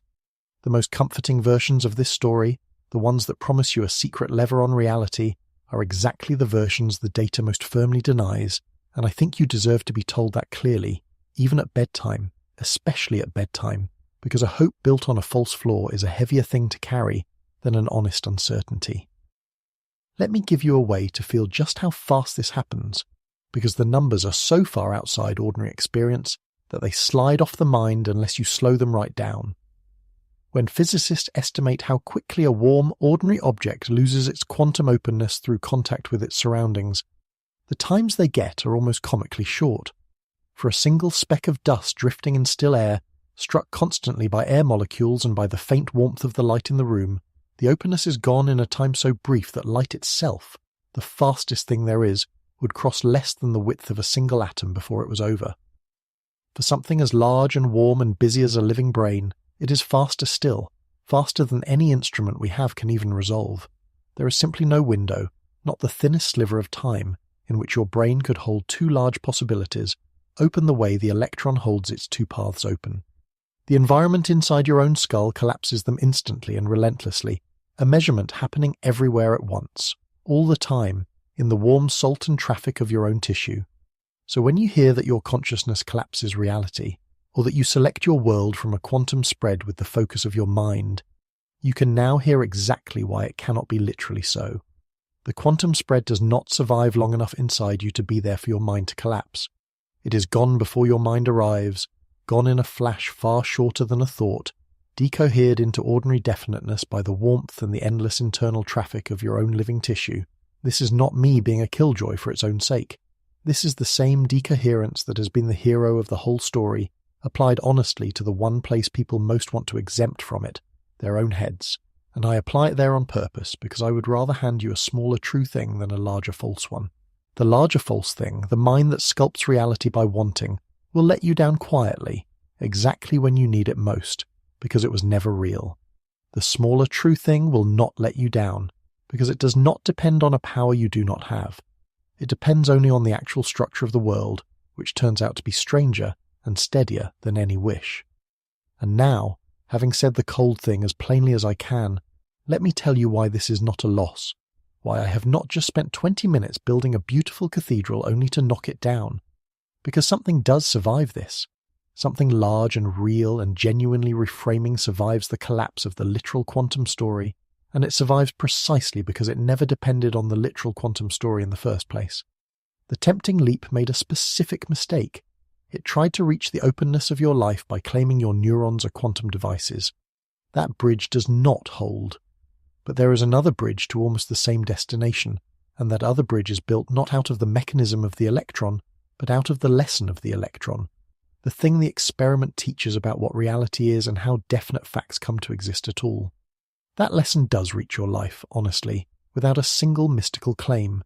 It reaches it through a door most people walk right past on their way to the mysticism. And before I can open that door for you, I have to show you one more thing about the experiment itself, the thing the physicists argue about, the reason even the people who understand this best cannot agree on what it means. Because it turns out that the question we have been circling, whether the unchosen paths are truly gone or somehow still real, is not only a question about your life, it is an open question about the electron too, and the smartest people who have ever lived are not sure of the answer. Part 10. Nobody agrees. What it means. There is something I find strangely comforting, and I hope you will too by the time this part is over, about the fact that the experiment we have been walking through is completely settled, and its meaning is completely unsettled at the same time. Let me be clear about the split because it matters. What the apparatus does, nobody disputes. Every laboratory that runs the double slit gets the same result down to the last dot. The interference appears when the path is open, and it vanishes when the path is recorded every single time with total reliability. That part is a rock, as solid as anything in science. But what it means, what is actually going on underneath, what the wave function really is and what really happens at the moment of measurement, is one of the longest-running and most genuine disagreements in the history of human thought. And the people disagreeing are not cranks. They are among the most careful minds our species has produced, and they have been looking at the very same flawless experiment for the better part of a century, and they have walked away with completely different pictures of reality. I want to walk you through the main doors out of this room, because one of them, and only one, is the true home of that idea of infinite paths that the tempting leap wanted so badly. The first door is the oldest, and it is the one most physicists were taught, associated with Niels Bohr and Werner Heisenberg, and the city of Copenhagen where much of it was worked out. The Copenhagen view says, in effect, do not ask. The wave function is a tool for calculating the odds of what you will see when you measure, and asking what the electron was really doing between the source and the screen which slit it really went through is not a meaningful question, because nothing about the answer can ever be observed. Reality, on this view, simply does not have a definite value for the things you did not measure. The question has no answer, not because we are ignorant, but because there is no fact there to know. It is a disciplined, almost stern position, and it has the virtue of refusing to make things up. But it leaves a great many people profoundly unsatisfied, because it seems to say that the world only becomes definite when we poke it, and it never quite explains why. The second door is the one you have been waiting for, whether you knew it or not, because it is the only place in serious physics where the unchosen paths do not vanish. It was opened by a young American physicist named Hugh Everett in the 1950s, and today it usually goes by the name Many Worlds. Everett looked at the measurement problem, the ugly seam where the smooth spread of possibility suddenly jumps to a single outcome, and he made a radical proposal to get rid of the seam. What if there is no jump? What if the wave function never collapses at all, ever? What if, when you measure the electron, instead of the possibilities narrowing to one, the whole world splits, so that in one branch of reality you see the electron on the left, and in another, equally real branch, you see it on the right, and both of those branches are completely real and simply decohere away from each other, so that neither can ever detect the other again. On this view, nothing is ever lost. Every possibility that the wave function contains is realized, each in its own branch of an ever-dividing reality. The electron really does go both ways, and here is the part that reaches for your life and does not let go. If Many Worlds is true, then every genuine possibility for you is also realized. The version of you that sent the message and the version that deleted it both exist, in branches that split off and can never touch again. The roads not taken are not gone. They are merely elsewhere, populated by versions of you that took them, each one as convinced as you are that theirs was the only reality. I have to stop you from grabbing that too hard, because it is exactly the kind of idea a person wants to grab, and honesty requires me to hold your hand and keep it open. Many Worlds is a real, serious, respected interpretation. It is held by brilliant people. It is mathematically clean, in a way, because it takes the equation at its word and refuses to bolt on a mysterious collapse. But it is an interpretation, not an established fact, and it comes at a price that many find impossible to pay. It asks you to believe in an endless, unstoppable proliferation of entire universes, uncountable versions of reality splitting off every instant, none of which you can ever observe or reach or test. There is no experiment, none, that can currently tell you whether Many Worlds is true or whether the possibilities really do collapse to one. Both pictures give the exact same predictions for anything you can measure. So when someone tells you with confidence that all your other lives are real and out there, the honest response is that this is possible, genuinely possible, taken seriously by serious people, and completely unproven, and maybe forever unprovable. The infinite paths have a home in physics, but it is a house with no windows you can see through to know whether anyone is living in the other rooms, and there are more doors, because the disagreement runs all the way down. There is the pilot wave picture, first sketched by de Broglie in the 1920s, and revived by the physicist David Bohm in the 1950s, in which the electron is always a real particle with a single definite path, never spread out at all, but it is guided by a real wave that does pass through both slits and steers the particle along. On that view, the future is, at bottom, completely determined. The openness is only in our knowledge. There is the objective collapse picture, developed by physicists named Girardi, Rimini and Weber in the 1980s, in which the wave function is real and really does collapse, all by itself, through a genuine physical process that almost never happens for a single small particle, but happens almost instantly for anything large, which would explain the boundary Schrödinger was worried about. And there is the relational picture, put forward by the physicist Carlo Rovelli in the 1990s, and its cousin sometimes called cubism, in which the wave function is not a thing floating in the world at all, but a summary of information, a description of what one system can say about another, so that outcomes are real but always relative, with no single God's-eye version of reality standing over all of it. Notice what every one of these doors has in common, because the common thread is the honest heart of the matter. Copenhagen says do not ask what happened between measurements. Many Worlds says everything happened, in separate branches. Pilot wave says one definite thing happened, and a hidden wave guided it. Objective collapse says the possibilities really did physically narrow to one. Relational says the outcome is real, but only ever relative to some system. These are not small differences of emphasis or taste. They are wildly different pictures of what is actually out there in the world. And here is the point that should stop you. Every single one of them predicts exactly the same result for the double slit, and for every other experiment we currently know how to run. They agree completely on what you will see on the screen. They disagree completely on what it means. That is why the argument cannot be settled by building a cleverer machine. The machines cannot tell these pictures apart, because every picture was tailored to reproduce the same measured facts. At the centre of all of them sits the one wound that none of them has truly healed. The measurement problem, the unexplained jump from a smooth spread of possibility to a single definite outcome. Copenhagen names the jump and forbids you from asking about it. Many Worlds abolishes the jump by keeping every outcome in its own branch. Objective collapse tries to give the jump a real physical mechanism, but no one has an account that is both complete and agreed upon, and after 100 years of the most concentrated genius our species can gather, the seam is still there, right at the point where possibility becomes fact. I do not tell you this to frustrate you.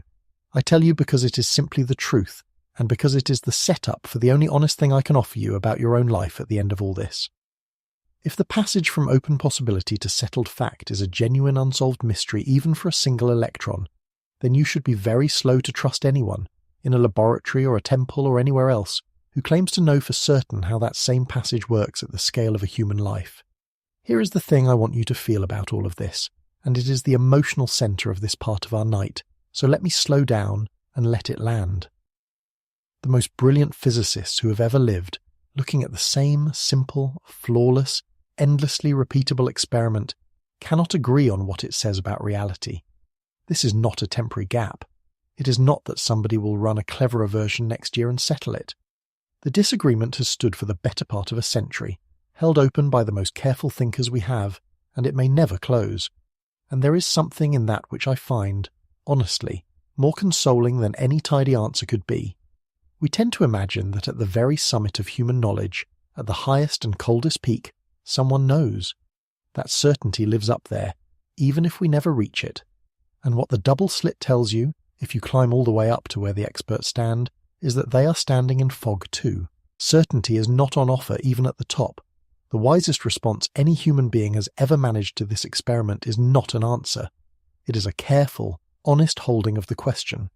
And if that is the best the summit can do, then perhaps you can forgive yourself for not being certain about the shape of your own life, and perhaps you can even come to feel, as I have, that the openness of the question is not a failure to be fixed, but a feature of what reality actually is.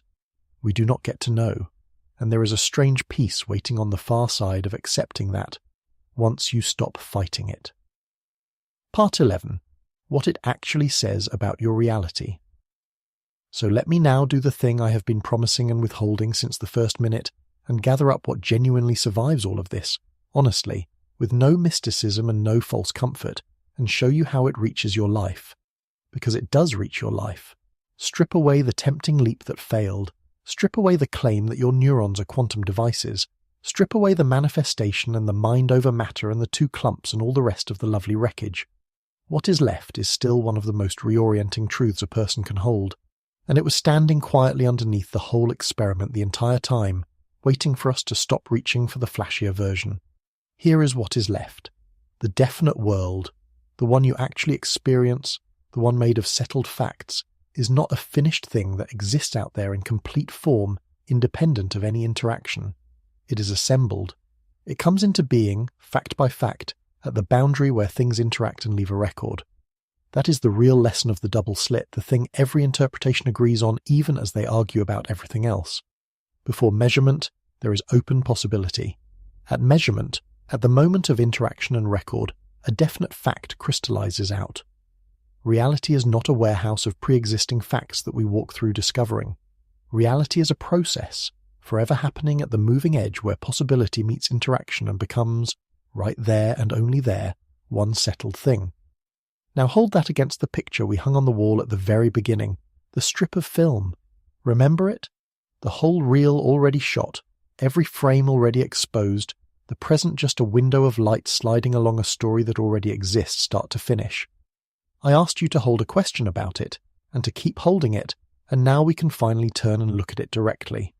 Because the double slit says something very specific about that film strip, and it is this. The frame in front of you is the only one that has actually been developed. The past frames, the ones behind you, those are developed too, fixed, definite, printed, because they have been measured, recorded, stamped into the world, into other people's memories, into worn objects and old photographs and the settled state of everything the past has touched. The past is definite precisely because it is recorded, because the facts of it have leaked out and spread and been copied 1 billion times over into the world, decohered into permanence exactly the way the moon's position is decohered into something we all agree on. That is what makes the past the past. Not that it is behind you in time, but that it has been written down, everywhere, redundantly, beyond recall. But the future, the frames in front of you, out past the one you are living in right now, those are not developed. They are not dark because you have not reached them. They are undeveloped because they have not yet happened, have not yet been measured, have not yet crystallized out of possibility into fact.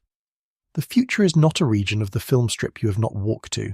It is the fan of possibility that has not yet been pulled into a single thread. And your life, the settled part of it, the whole remembered story of who you have been, is exactly that. One thread pulled from a fan of possibilities, one history selected out of the enormous space of histories that were genuinely available, made definite by being lived and recorded, the same way one dot is pulled from the whole striped spread of where the electron might have landed. You're not walking through a finished film. You're standing at the developing edge, where the only frame that is real and definite is the one being exposed right now, with the settled past printed behind you and the open fan of what could still be spread out ahead. Let me make this concrete, because abstract talk of edges and assembly can float away, and I want it to settle in your body. Consider the past, your own past, and ask what actually makes it fixed. It is not fixed because it is far away behind you in time. It is fixed because it is recorded everywhere redundantly past all recall. The choice you made 10 years ago is written into the lines on the faces of everyone who was there, into the objects you bought or sold or kept, into the whole shape of the life you built on top of it, into your own memory and the memory of everyone who knew. That fact has been copied into the world 1 billion times over, decohered into permanence, and that is precisely why you cannot change it, why it has the heavy, settled, finished quality the past always has. The past is the part of your life that has been fully developed, printed, made permanent by having been recorded. That is not a metaphor draped over the physics. It is the very same mechanism, the redundant copying of a fact into the world until it can no longer be otherwise, operating at the scale of a life instead of an electron. And now consider the future by the same light. The choice you will make 10 years from now is written nowhere. It is in no line on any face, no object, no memory, because it has not happened, has not been recorded, has not been copied into anything at all. It is not sitting in some far region of the film strip, already exposed, waiting for you to walk to it. It is genuinely undeveloped, genuinely open, in exactly the sense that the electron's landing spot is open before it lands. The difference between your fixed past and your open future is not the difference between a place you have been and a place you have not yet reached.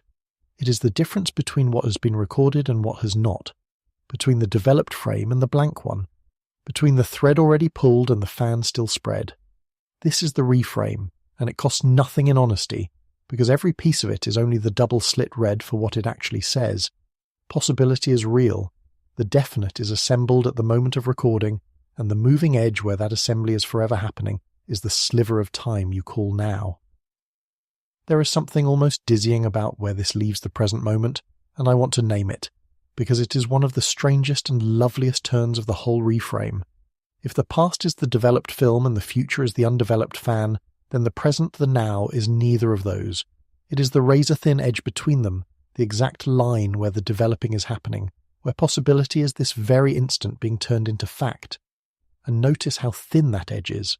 The moment you can point to a scrap of your experience and say, that happened, it is already behind the line, already recorded, already past. The future never arrives wearing the face of the future.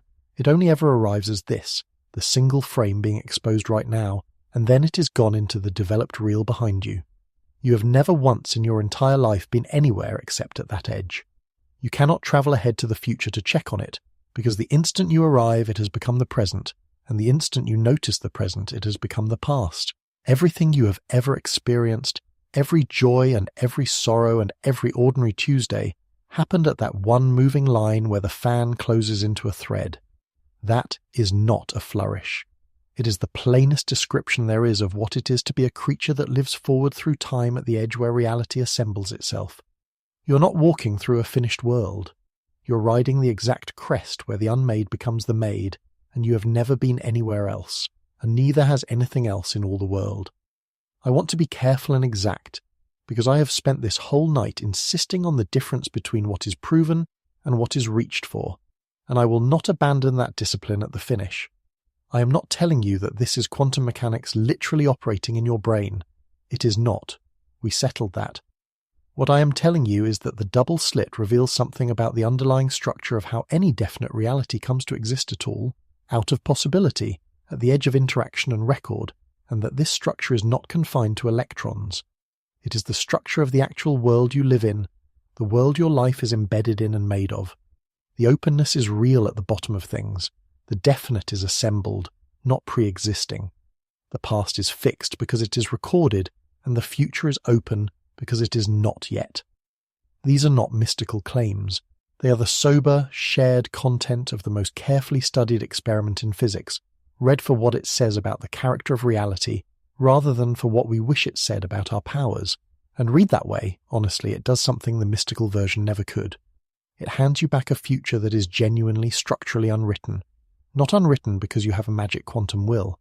Unwritten because that is what the leading edge of reality is, the place where the fan has not yet closed. And that raises the last question, the one this entire night has been a slow walk toward. The question of what you are, standing there at that developing edge, in the one instant that is actually real, with the fan still open in front of you. Because if the future is truly not yet one thing, then the act by which it becomes one thing matters more than almost anything the mystical version ever promised. Let me show you what choice looks like once you see it standing at that edge. Part 12. The future is not a film already shot. I want to take you back to a doorway, but not a hypothetical one this time. I want you to go to a real one, a real fork from your own life, one you actually stood at and actually chose. Everyone has a few of these. The job you took or turned down, the person you called or did not, the city you moved to, the word you finally said out loud or swallowed. Pick one. Go back to the instant just before you chose and stand there, in your memory, at that developing edge, when it was still the present and not yet the past. Feel what was true in that instant before you moved. The future was still a fan. Both roads were genuinely open. You did not yet know, the world did not yet know, which one would become real, because it had not happened yet, because the fact had not yet been written. You were standing exactly where the electron stands before it lands, in the one place in all of reality where things are still undecided, the leading edge where possibility has not yet closed into fact. And then you chose. You said the word, or you did not. You made the call, or you set the phone down. And in that motion the fan closed. One thread pulled, one future crystallized out of the several that had been real, and became the single history you have carried ever since. And the others fell silent, not into some other branch you can visit, just silent, unchosen, gone from the world that actually unfolded. And now, looking back, it feels as though it could never have gone any other way, as though that frame was always going to be the one. But you were there. You stood at the edge before it closed. You know the fan was open. You felt the other roads while they were still real. That, I think, is the truest and most honest version of everything the tempting leap was reaching for. And notice what it does not require. It does not require your neurons to be quantum computers. It does not require you to collapse a wave function with your mind. It does not require a single mystical claim. It requires only what the double slit actually shows, that reality is assembled at the moving edge where possibility becomes fact, and that you live your entire life at precisely that edge, always, in the only moment that is ever real, with a settled past printed behind you and an open fan in front. And in that structure, a choice is the nearest thing a human being ever does to a measurement. Not in the technical quantum sense, in the more fundamental structural sense. It is the act by which one open possibility is pulled out of the spread and made into the single thread that will, from then on, be recorded as what happened. You are the place where your future stops being a fan and becomes a history. That is not a metaphor borrowed from physics. It is the same shape, the same act, appearing at the scale of a life. And this is where the fear the title promised turns into something else, and I have been holding this turn back all night, so let me finally make it. There is a version of this that is frightening, and it is worth naming honestly because it is real. If the future is genuinely open, then nothing is guaranteed. There is no reel already shot, no comforting sense that it has all already worked out somewhere, no fixed happy ending waiting patiently for you to arrive at it. The openness cuts both ways. A future that is not yet written is a future that is not yet safe. That is the scary part, and I will not pretend it away. But sit with it one more moment and feel it rotate, because the same fact, seen from 1 inch to the side, is the most freeing thing there is. A future that is not yet written is a future that is still yours to write. The frames ahead are undeveloped, which means they are not fixed, which means what you do at this developing edge, the one real instant you're always standing in, actually matters, actually participates in which thread gets pulled. You're not a passenger on a film strip already shot. You're standing where the film is being exposed and you are part of the exposure. The unchosen versions of you are not mocking you from some other branch. They are simply the roads you did not take, and the fact that they were real is not a wound. It is the proof that the one you did take was a choice and not a script. I want to guard this against a misunderstanding that could rob it of its weight, because there is a lazy version of open future talk that means almost nothing, and this is not that. The lazy version just says the future is uncertain because we cannot predict it, which is true but small. It is only a statement about our ignorance. The way we cannot call a coin toss, we could in principle calculate. What the double slit points at is larger and stranger than ignorance. It points at a future that is not merely unknown but genuinely unmade, not a definite fact hidden behind a curtain, but a fact that does not yet exist to be hidden, a spread of real possibility that has not yet been pulled into a single thread. That distinction matters enormously for how you hold your own life. If the future is merely unknown, then you are a detective, straining to guess a fact that is already sitting there finished. But if the future is unmade, then you're not a detective at all. You're a participant in the making. You're standing at the exact edge where the unmade becomes the made, and your choosing is part of the machinery of that becoming. I want to be honest that we cannot prove, from the physics alone, which of those two the future truly is. The interpretations disagree, remember, and some of them, like the pilot wave, quietly restore a fully determined world underneath everything. So I am not going to stand here and tell you that physics has proven your will is free, because it has not, and I promised you at the start that I would not sell you what has not been earned. What I can tell you is this, and I think it is enough. The old picture, the film strip already shot, the future as fixed and finished as the past, is not the safe default it has always pretended to be. It is one option among several, and it is not the one the experiment leans toward. The double slit removed every easy reason to believe your tomorrow already exists in finished form. It handed you, at the very least, a future that has every appearance of being open, standing at an edge that is unmistakably real, in a present that is the only moment anything is ever actually happening. And whatever the final metaphysics turns out to be, you have to live facing that edge, choosing into that apparent openness, and it seems to me that how you stand there and what you do at that developing edge is very nearly the whole of a life. I think this is why the double slit unsettles people so profoundly, further than any fact about tiny particles should be able to reach, and why it keeps escaping the physics classroom and turning up in songs and paintings and late-night conversations that have nothing to do with electrons. It is because somewhere underneath the confusion and the mysticism and the myths, people feel the shape of it correctly. They feel that this experiment is secretly about them, and it is, though not in the way the manifestation sellers claim. It is about them because it reveals the structure they are living inside without ever having seen it clearly. A reality that is assembled, not pre-written, at an edge that is always now, out of a possibility that is always genuinely open until the moment it is not. You have been standing at that edge your entire life. Every choice you have ever made was a thread pulled from a fan, and the reason all of this can feel, at the same time, both frightening and like the ground opening into light, is that you have finally been shown, plainly, the one thing about your own reality that the film strip picture was hiding from you. So let me say it now. In full, the answer I have been holding back since the very first minute, the thing you do not understand about your own reality until you understand the double slit. Let me bring it home. Part 13. What you don't understand about your own reality. Here is where we started. I said that if you truly understood the double slit, you would not be able to think about your own life in quite the same way, and I asked you to hold a question open and not answer it, and you have held it, patiently, through the whole long walk. So let me keep my promise and answer it now, plainly, the way I said I would. What you do not understand about your own reality until you understand the double slit is this.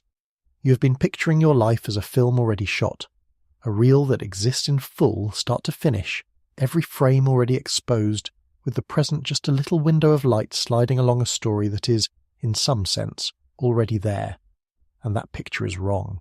Not wrong in a small way, wrong at the root. The double slit. Read honestly, with all the mysticism stripped off and only the measured truth left standing, tells you that the definite world is not a finished thing waiting to be walked through. It is assembled, fact by fact, at the moving edge where possibility meets interaction and becomes real. The frame in front of you is the only one that has actually been developed. The past behind you is developed too, fixed and printed, because it has been recorded, written into the world 1 billion times over, decohered into permanence. But the future ahead of you is not dark because you have not reached it. It is undeveloped because it has not yet happened, because the fan has not yet closed, because the thread has not yet been pulled, and you, standing at that edge in the one instant that is ever real, are the one developing it. That is the answer. You're not a passenger on a finished reel. You are the developing edge itself, the place where an open future is, choice by choice, turned into a settled past. And I want you to notice that this keeps every single thing the beautiful mystical version promised, and pays for all of it honestly. The mystical version promised you that your life is genuinely open and not predetermined. This gives you that for real, because the leading edge of reality genuinely is open until it happens. The mystical version promised that your choices matter, that they participate in which reality becomes actual. This gives you that too, because at the developing edge the choice is the very act that pulls one thread from the fan. The mystical version promised wonder, the sense that the cold physics was secretly on the side of human meaning. And this gives you that most of all, but it gives it to you without a single lie, without asking you to believe your mind rewrites the world, or that you can wish a path into being. It asks you to believe only what the experiment actually shows, and what the experiment actually shows turns out to be enough. It was always enough. I want to say one word to the part of you that still feels a loss in this, because there is a loss, and I would be lying to smooth it over. It can feel lonelier to live at the developing edge than to live inside a finished film. The finished film, for all that it traps you, also holds you. If it is all already written, then nothing is truly your fault and nothing is truly at risk, and there is a real comfort in being only a passenger. To stand instead at the open edge, pen in hand, is to accept that the next frame genuinely depends, in some part, on you, and that is a heavier thing to carry than fate. But sit with it a moment, and I think you will find that the weight is the same shape as meaning.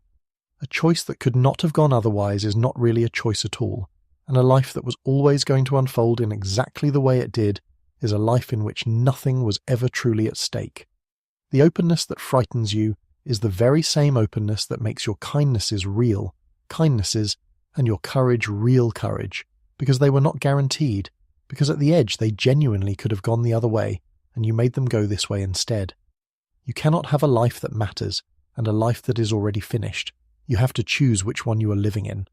The double slit in the end quietly offers you the first and takes away the second, and I have come to believe that is the better trade, even on the nights when it does not feel like it.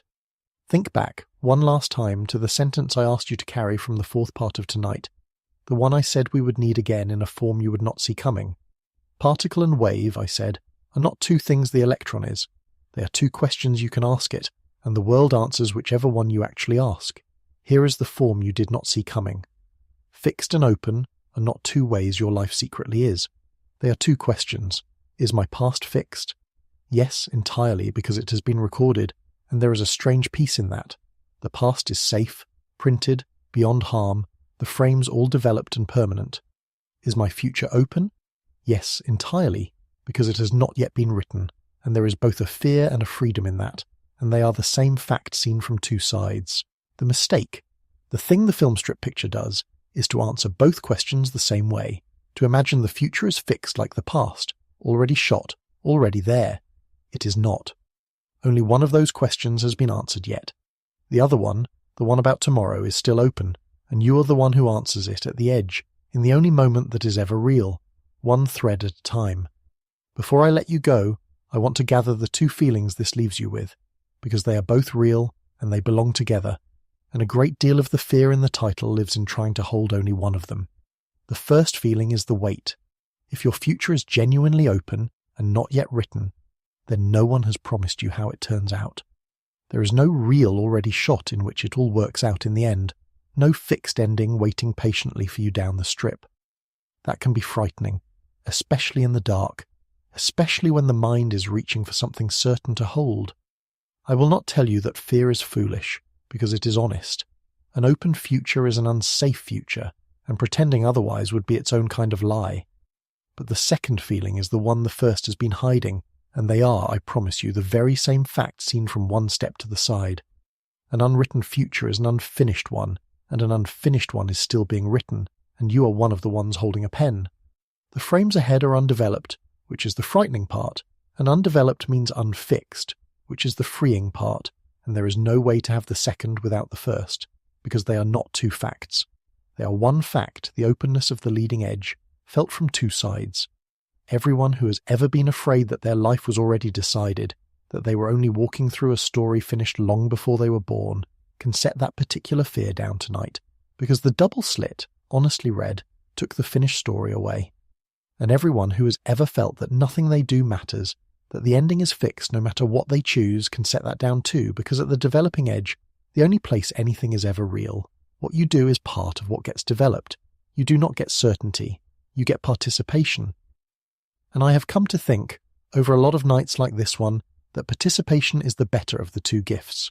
So let me leave you where a night like this should leave you, quiet and a little changed. Tomorrow, at some point, you will stand at a small fork, most likely without noticing it, the way we almost never notice them. A message you might send, a word you might say, a kindness you might extend or withhold, a road out of an ordinary hour, and for one breath before you move, the fan will be open. Several versions of the next moment will all be genuinely real, all present, all weighted, all waiting. This is not mysticism. This is the plainest structure of the reality you live in, the one the double slit spent 100 years trying to show us. And then you will choose, and one thread will pull, and the fan will close, and that frame will develop into the single history you carry forward, as though it could never have been otherwise. But you will know better now. You will know you are standing at the developing edge, where the film is still being exposed, where the future is not a reel already shot but an open fan waiting for the one who will pull the thread. You will know that the frame in front of you is the only one developed, and that you are the one developing it. And if you understand that, truly understand it, all the way down, the way you now understand what happens at those two quiet slits in the dark, then you understand the one thing about your own reality that almost everyone spends their whole life without ever quite seeing. The future is not withheld from you. It is unwritten. And the pen, the only pen there has ever been, is the choosing. Rest now. Tomorrow the fan opens again.